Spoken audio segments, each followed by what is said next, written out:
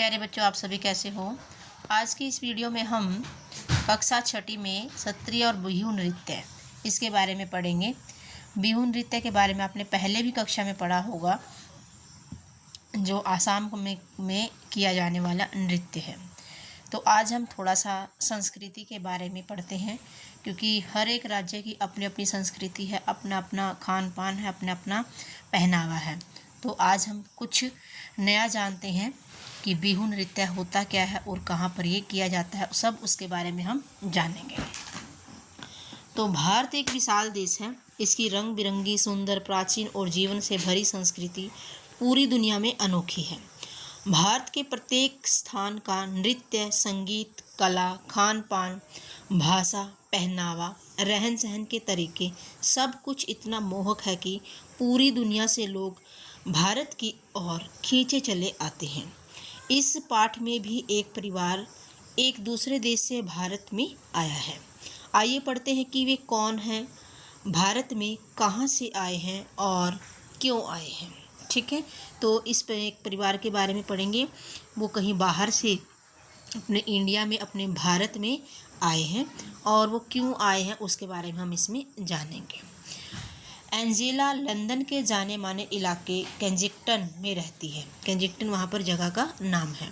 उसका स्कूल घर से दूर नहीं था। उसका कोई सगा भाई बहन भी नहीं था। उसे जेम्स और कीरा नाम के दोस्तों के साथ साथ समय बिताना पसंद था।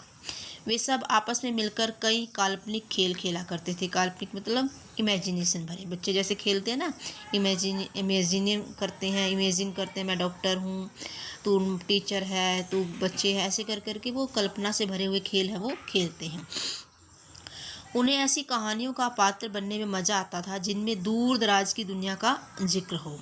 एंजेला को हर उस कहानी से प्यार था जिसमें उसे ताजमहल, एफिल टावर और कॉलेजियम की यात्रा पर जाना हो। उसे बिल्कुल अंदाज़ा नहीं था कि जल्दी ही यात्राओं की उसकी ये कहानियाँ सच साबित होने वाली है। तो यहाँ पर एक जो लड़की है उसके बारे में यहाँ पर बताया जा रहा है कि उसकी आदत क्या थी और वो किस में उसको अच्छा लगता था। एंजेला की माँ एलेस्ट्रा एक डॉक्यूमेंट्री फिल्म निर्माता थी।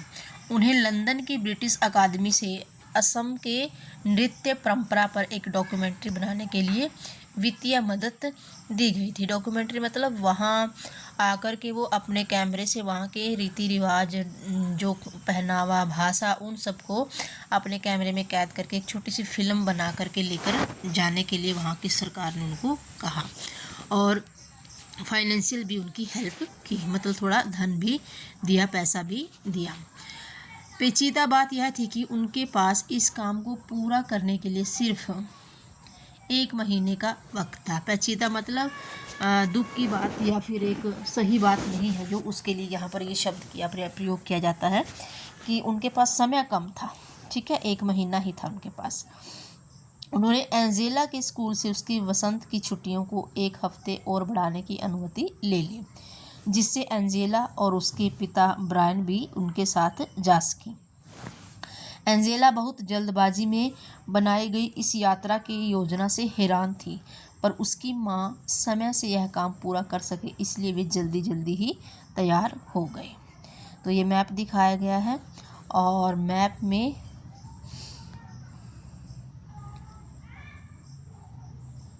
ये नॉर्थ ईस्ट है यहाँ पर, जहाँ रेड डॉट है, और वो यहाँ से जहाँ से वो आए हैं वो है लंदन। ठीक है, ये लंदन है, यहाँ पर दिखाया गया है। तो यहाँ से वो चले, ठीक है, और नॉर्थ ईस्ट तक वो पहुँचे। ठीक है, यहाँ तक वो पहुँच गए, यहाँ तक। ठीक है, ये गुवाहाटी बांग्लादेश इस साइड में वो आकर आए। ठीक है, तो आगे देखते हैं। ये पूरा मैप है, देख लेना एक बार इसको ध्यान से बच्चे। जब तक एंजेला कुछ समझ पाती तब तक वह लंदन से नई दिल्ली होते हुए गुवाहाटी की उड़ान पर थी। यात्रा के दौरान माँ ने एंजेला को असम की खूबसूरती के बारे में कुछ बातें बताई। असम भारत के उत्तर पूर्वी क्षेत्र में है, जिसे अपने वन्य जीवन, रेशम, चाय के बागानों के लिए जाना जाता था। जाना जाता है। इसके साथ असम में नृत्य की भी एक समृद्ध परंपरा है। एलेंस्ट्रा की डॉक्यूमेंट्री के केंद्र में असम के जनजीवन में नृत्य के महत्व को तलाशना था कि यहाँ पर नृत्य जो होता है वो क्यों होता है, उसका क्या मुख्य रोल है, यहाँ पर क्यों इसका मतलब किया जाता है, वो इन सब के बारे में, क्योंकि डॉक्यूमेंट्री में क्यों, कैसे और इस तरीके के सवालों के जवाब होने ज़रूरी होते हैं। तो वे जब यहाँ आ रहे थे तब अप्रैल का महीना चल रहा था। असम में वह नए साल का वक्त होता है। वसंत के आने की खुशी में वे सभी एक त्यौहार मनाते हैं जिसे बिहू कहा जाता है। एंजेला उसी रात उसे देखने जाने वाली थी। गुवाहाटी के एक होटल में सामान्य होने के बाद वे उसी शाम पास के गांव मलंग में गए। गांव पहुंचने पर मां ने एंजेला को बताया कि बिहू एक कृषि आधारित त्यौहार है। मतलब वो कृषि के कारण या कृषि की पैदावार होने के कारण या कृषि के फसल को बोने के कारण, इस तरीके से कृषि के आधार पर ही इसको त्यौहार को मनाया जाता है। जैसे बैसाखी मनाया जाता है, गेहूं पकने पर पंजाब में बैसाखी त्यौहार मनाया जाता है, वैसे ही बिहू है जो वो भी कृषि आधारित त्यौहार है, मतलब किसान इसको मनाते हैं। भारत की में जनसंख्या का एक बहुत बड़ा हिस्सा किसानों का है। असम में बिहू साल में 3 बार मनाया जाता है। ये बात है जो क्वेश्चन बन जाता है कि बिहू कितनी बार मनाया जाता है? 3 बार। सबसे पहले जब किसान बीज बोते हैं, फिर जब वे धान रोपते हैं, फिर तब जब खेतों में अनाज तैयार हो जाता है। तो तीनों बार फसल के कारण ही मनाया जाता है। एंजेला कार से उतरी। वहाँ आसपास उत्सव जैसा माहौल देखकर, उत्सव मतलब त्यौहार, वह हतप्रभ थी। हतप्रभ मतलब हैरान थी। वहाँ एक बड़े से बरगद के पेड़ के नीचे मंच बनाया गया था, मतलब स्टेज बनाया गया था। वह जगह लोगों से भरी हुई थी।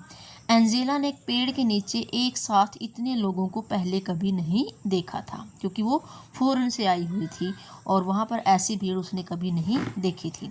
वहाँ खुले आसमान के नीचे लोगों के बीच बैठकर उसे ऐसा लग रहा था जैसे वह आश्चर्यजनक रूप से किसी टाइम मशीन में आकर बैठ गई हो, या क्या वह इस वक्त किसी सपनों की दुनिया में थी, क्योंकि उसके लिए यह सब कुछ एक सपने के समान था या एक टाइम मशीन के समान था, क्योंकि ऐसा उसने कभी भी पहले नहीं देखा था। इस तरीके से लोग इकट्ठा होना एक पेड़ के नीचे, ऐसा उसने कभी भी नहीं देखा था। वह मंत्रमुग्ध होकर वहाँ लड़के लड़कियों को वसंत ऋतु के आगमन पर नृत्य करते देख रही थी। एंजेला ने इस बात पर ध्यान दिया कि लड़कों ने वाद्य यंत्र ले रखे हैं, मतलब इंस्ट्रूमेंट ले रखे हैं, अपने म्यूजिक इंस्ट्रूमेंट ले रखे हैं, और लड़कियों ने लाल और बादामी रंग की गहरी डिजाइन वाली खूबसूरत पोशाक पहन रखी है। वहाँ पर ये होता है कि वो एक जैसी ही पोशाक को पहनकर ही नृत्य करते हैं। औरतें एक जैसी पोशाक पहनती हैं और मर्द भी एक जैसी ही पोशाक पहनते हैं और फिर नृत्य करते हैं। वे सभी काफ़ी रंगीन और मस्त लग रही थी। उनका हिलता डुलता शरीर, हाथ पैर की हलचल से समझ आ रहा था कि वे मौज मस्ती के नृत्य में खोए हुए हैं। उसकी इच्छा हुई कि वह भी अपने घर पर वसंत के आगमन पर ऐसे ही नृत्य करेगी। एंजेला बड़ी खुश हुई और उसको भी लगा कि मैं भी इसी तरीके से आगमन जब होगा वसंत ऋतु का, मैं भी ऐसे ही नाचूंगी। देखिए ये नाचने से पहले पिक्चर जो है सभी खड़े हैं और 2 व्यक्ति नृत्य की मतलब अपना वो जो वाद्य यंत्र है वो बजा रहे हैं। तो ये देखकर बड़ा उसे अच्छा लगा, बड़ा ही सुंदर दृश्य लगा, एंजेला को देख करके अच्छा लगा। बिहू नृत्य और इसके उत्सव से अचंभित एंजेला और उसके परिवार ने उसके साथ साथ लजीज पकवानों का पूरा आनंद लिया। लजीज मतलब स्वादिष्ट, बड़े ही टेस्टी जो पकवान थे उनका आनंद लिया। जब वे वापस लौटे तब माँ ने एंजेला से पूछा उसे बिहू कैसा लगा। एंजेला के मन में कई तरह के विचार चल रहे थे। उसे अच्छा लगा कि इस उत्सव और नृत्य दोनों में बिहू कहा जाता है, मतलब इस उत्सव और नृत्य दोनों को जो ये वसंत ऋतु में किया जाता है उस नृत्य उसे बिहू कहा जाता है। उसने माँ से पूछा कि क्या संगीत और नृत्य सिर्फ त्योहारों पर ही होते हैं। माँ ने बताया पूरी दुनिया की संस्कृतियों में लोग नृत्य और संगीत से अपनी भावनाओं को व्यक्त करते हैं। आपने देखा होगा हरियाणवी जो गीत होते हैं उनमें भी लोगों की भावनाएं छिपी हुई होती हैं। सावन से संबंधित गीत होते हैं, बारिश के मौसम से संबंधित गीत होते हैं और सर्दियों से संबंधित गीत होते हैं। तो पहले लोग गीतों के माध्यम से अपने मन की भावनाएं व्यक्त करते थे, क्योंकि पहले एंटरटेनमेंट के लिए, मनोरंजन के लिए कोई और साधन नहीं होते थे। तो लोग गीत गाना, नृत्य करना, आपस में बातें करना, इन्हीं के माध्यम से अपना मनोरंजन करते थे। खासतौर से भारत में बहुतायत ऐसा होता है, भारत देश में ऐसा ही होता है। असम का बिहू नृत्य ग्रामीण जनजीवन के साथ साथ फसल लगाने से लेकर वसंत के आगमन तक से जुड़ा हुआ है। मतलब वसंत ऋतु से बिहू शुरू होता है और जब तक फसल पककर तैयार नहीं हो जाती तब तक 3 बार बिहू है जो किया जाता है। एंजेला की मां अगले कुछ दिन डॉक्यूमेंट्री के तथ्य जुटाने और साक्षात्कार लेने में व्यस्त रही। मतलब वो लोगों से जा कर के पूछ रही थी उनके कल्चर के बारे में, नृत्य के बारे में और उनके खान पान के बारे में, सब के बारे में उनसे जा कर कर एक व्यक्ति का इंटरव्यू ले रही थी और पूछ रही थी कि ये क्यों होता है, कैसे होता है। तो इस तरीके से उन सब पलों को वो कैमरे में कैद कर रही थी। एंजेला ने काफ़ी सारी बातों पर दूर से ही गौर किया। उसने महसूस किया कि लंदन के जीवन से यहाँ सब कुछ कितना अलग था। उसे अपनी माँ पर गर्व हुआ। वे एक वैज्ञानिक कहानीकार की तरह है जो अपनी फिल्मों के द्वारा बहुत सी चीज़ें एक साथ दिखाते हैं। एंजेला को बड़ा अच्छा लग रहा था क्योंकि लंदन में ऐसा कुछ भी नहीं था। उसे अपनी माँ पर प्राउड फील हो रहा था कि उसने मुझे ये सब दिखाया। और वो एक वैज्ञानिक कहानीकार, मतलब कहानी की तरह ही सब कुछ हो रहा था, लेकिन एक साइंटिफिक तरीके से सब कुछ उसके सामने घटित हो रहा था। अगले दिन वे उत्तरी असम की तरफ रवाना हुए, जहां सभी सत्रों अर्थात मठों की पीठ है। वे सभी एक सत्र के पास रहने के लिए जाने वाले थे और सत्रीय नृत्य का फिल्मांकन करने वाले थे। जब वे दक्षिणापथ सत्र पहुँचे तब वहाँ उनकी मुलाकात रीना सेन से हुई, जो असम की एक जानी मानी लेखिका है। उस हफ्ते उन लोगों को रीना सेन के घर पर ही रुकना था, एंजेला और उसकी माँ को, क्योंकि ये लोग उन्हीं लोगों के साथ उठते बैठते हैं जो उन्हें उस चीज़ों के बारे में बता सके जिनके बारे में वो जानकारी लेने आए हैं। अब ये एक जानी मानी लेखिका है जिनके घर वो रुकते, तो उनसे कुछ बातें करेंगे, कुछ उनके बारे में जानेंगे, कुछ संस्कृति के बारे में जानेंगे। तो इस तरीके से उनका ज्ञान है वो बढ़ जाता है। ठीक है, आगे देखिए। आंटी की एक बिटिया थी अनु और अंजेला ने तुरंत एक दूसरे की तरफ देखा। उन दोनों की उम्र 10 साल थी। दोनों ने अंग्रेजी में बातचीत शुरू की। ये देखिए, ये भी बिहू का ही दृश्य है, किस तरीके से लोग डांस कर रहे हैं, नृत्य कर रहे हैं। अनु ने अंजेला को कुछ असमिया शब्द भी सिखाई, मतलब वहाँ की भाषा के कुछ शब्द सिखा दिए। अंजेला को अनु के खिलौने बहुत अच्छे लगे, जो थोड़े अलग तरह के थे। गुड़िया, लकड़ी के खिलौने, नारियल की जटा से बने घर, कितने अनोखे खिलौने। उसने लंदन में ऐसे खिलौने कभी नहीं देखे थे। अनु का पसंदीदा खिलौना लकड़ी का बना तीर कमान था, जिसे लेकर उसे राम बनना बहुत अच्छा लग रहा था। राम के पास था ना तीर, धनुष, बाण, वैसे ही बच्चों के लिए भी घर में बना देते हैं ताकि बच्चे उनके साथ खेल लेते हैं। जब ये दुकानों पर खिलौने इतने नहीं होते थे और व्यक्ति जिनके पास पैसे भी नहीं होते थे, तो अपने घर में ही खिलौने बना करके बच्चों को दे देते थे। तीर कमान बना दिया और गुड़िया बना दी, ऐसे ही छोटी छोटी चीज़ें बना देते ताकि बच्चे उनके साथ खेलें और अपना मनोरंजन करें। तो एंजेला सोच रही है कि लंदन में तो ऐसे खिलौने है ही नहीं है।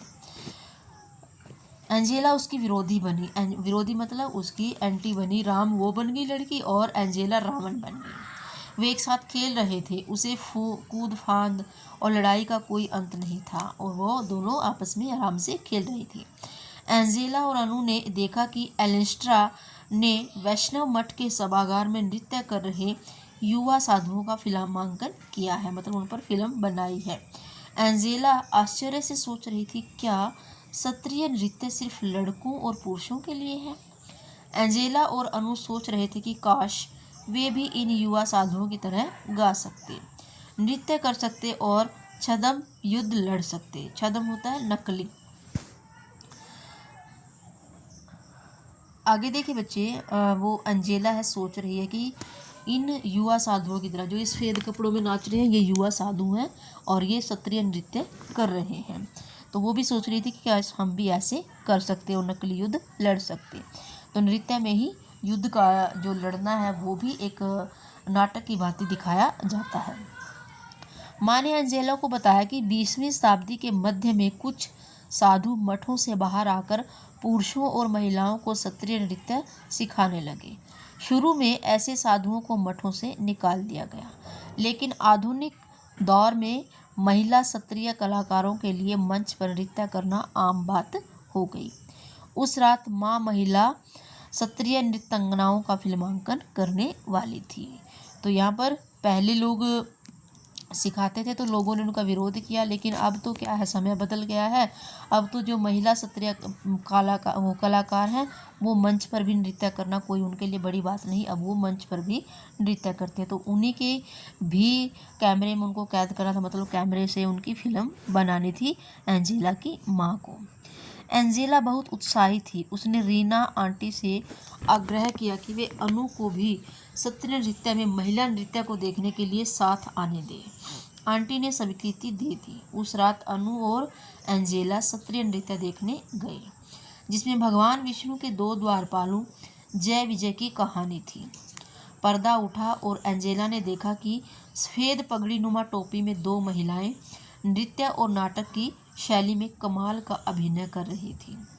इसमें नाच गाना भी साथ में होता है, मतलब नाचते हैं और साथ में ही नाटक भी होता है, अभिनय भी करते हैं। तो यहाँ पर वो जय विजय जो भगवान विष्णु के द्वारपाल थे वो बनी हुई थी। इसमें नाटक के माध्यम से कहानी को प्रदर्शित यहाँ पर किया गया है। जैसे जैसे कहानी आगे बढ़ी उन दोनों ने देखा कि किस तरह जय और विजय ने कई बड़े ऋषियों को भगवान विष्णु से मिलने नहीं दिया, क्योंकि उस वक्त भगवान विष्णु सो रहे थे। वे ऋषि नाराज हो गए। उन्होंने जय विजय को असुर बनने का श्राप दे दिया। तो विष्णु जी सो रहे थे, तो द्वार पर जय विजय द्वारपाल खड़े थे। तो कुछ ऋषि मुनि मिलने आए, तो उन्होंने उनको मिलने नहीं दिया कि भगवान अभी सो रहे हैं। तो ऋषियों ने गुस्से में आकर श्राप दे दिया। ठीक है, और फिर क्या हुआ, उन्होंने जय विजय को असुर बनने का श्राप दे दिया। भगवान विष्णु की नींद जब टूटी तब उन्हें अपने द्वारपालों को बचाने के लिए आना पड़ा, क्योंकि वो उसकी सेवा में ही खड़े थे। उन्होंने वचन दिया कि जय विजय को मारकर उन्हें श्राप से बचा लेंगे। बाद में जय और विजय दोबारा भगवान विष्णु के द्वारपाल बने। उन्होंने उनको मार दिया और फिर दोबारा से जीवित कर दिया और दोबारा से फिर वो द्वारपाल वहाँ पर बन गए। एंजेला को यह कहानी नाटकीय और दिलचस्प लगी। नाटकीय मतलब उसमें नाटक भी था। क्षत्रिय महिला नृत्यांगनाओं ने जिस प्रकार की शक्ति, बल और आकर्षण प्रदर्शित किया वह अद्भुत था। इस नृत्य में क्या होता है, महिलाएं नाटक तो करती हैं, नाटक के साथ साथ अपने फेस के, अपने जो बल है या पावर है उसको भी प्रदर्शित करती हैं। वो अट्रैक्ट करता है, मतलब लोगों को अपनी तरफ आकर्षित कर रहा है कि वास्तव में वो नृत्य बड़ा ही ज़बरदस्त होता है। वह अद्भुत था। एंजेला को लगा कि उन महिला कलाकारों की प्रस्तुति क्षत्रिय नृत्य करने वाले पुरुष कलाकारों से भी बेहतर थी। इसके बाद के दिनों में अनु और एंजेला के ख्यालों में बस क्षत्रिय नृत्य ही घूम रहा था। उन दोनों ने स्वर्ग के द्वारपाल जय विजय की तरह हथियार और तलवार चलाते हुए नृत्य किया। एलिस्ट्रा बच्चों की इस उत्सुकता को समझ गई और वे उन्हें क्षत्रिय कलाकारों के होने वाले साक्षात्कार में साथ लेकर गई, क्योंकि उसको तो पूरी जानकारी लेनी थी। इसीलिए वो जब क्षत्रिय कलाकारों का इंटरव्यू लेना था तो वो अपने बच्चों को भी अपने साथ लेगी, ताकि वो भी वहाँ पर आराम से उनकी बातों को सुन सकें। एंजेला और अनु बहुत खुश थी। उन नृत्यांगनाओं के नाम प्रिया और रीता थे। वे लड़कियों को क्षत्रिय और बिहू की कुछ खूबसूरत मुद्राएं और बारीकियां सिखा रही थी। एंजेला अत्यधिक प्रसन्न थी। वापस लौटने के बाद भी वह चलने, खाना खाने और यहाँ तक कि खेलने के दौरान भी नृत्य करती रही। हम देखते हैं ना, बच्चे कुछ नई चीज़ देखते हैं तो फिर उनके व्यवहार में वो आ जाती है और वो चलते फिरते उठते बैठते उसी बात को करते हुए दिखाई देते हैं। वापस लंदन जाने के बाद वह उन सभी रिकॉर्डिंग्स को देखती रही जो उसकी माँ ने रिकॉर्ड की थी। पूरे उत्साह के साथ वह असम की समृद्ध नृत्य परंपरा को याद करती रही। रंग बिरंगा, सत्रीय और आनंदित करने वाला बिहू। माँ उसकी गहरी रुचि को समझ गई और उन्होंने पापा के साथ मिलकर एंजेला के लिए असमी नृत्य पर एक शानदार योजना तैयार की। एंजेला ने लंदन में अपनी कक्षा में स्वयं किए गए नृत्य की वीडियो रिकॉर्डिंग के साथ उसका प्रदर्शन किया। उसके सहपाठियों और शिक्षकों को यह बहुत पसंद आया। एंजेला इस बात से बहुत रोमांचित थी कि वह असम के खूबसूरत नृत्यों की झलक उन सभी को दिखा पाई। उसे बहुत अच्छा लग रहा था। माँ को भी हर बार ऐसे ही अच्छा लगता होगा जब वे कोई फिल्म बनाती होंगी। अब एंजेला के पास अपने लिए असम के नृत्यों, बिहू और सत्रीय के साथ अपना खुद का मनोरंजन भी था, क्योंकि अब वो कुछ सीख चुकी थी, उसको वो कर देखती थी और उसने अपनी कक्षा में भी प्रस्तुति दी। प्रदर्शन बड़ा ही अच्छा रहा तो उसको बड़ा ही अच्छा लगा। जैसे हम भी एक देश से दूसरे देश में जाते हैं, वहाँ के कल्चर के बारे में, लोगों के बारे में जानते हैं, सुनते हैं तो बड़ा ही अच्छा लगता है। मान लीजिए आप राजस्थान की तरफ भी घूमने जाओ ना, तो वहाँ के लोगों के बारे में जानना, उनकी दिनचर्या को देखना, उनका नृत्य देखना, उनके पहनावे को देखना, वो भी हमें अट्रैक्ट करता है, बड़ा ही सुंदर लगता है।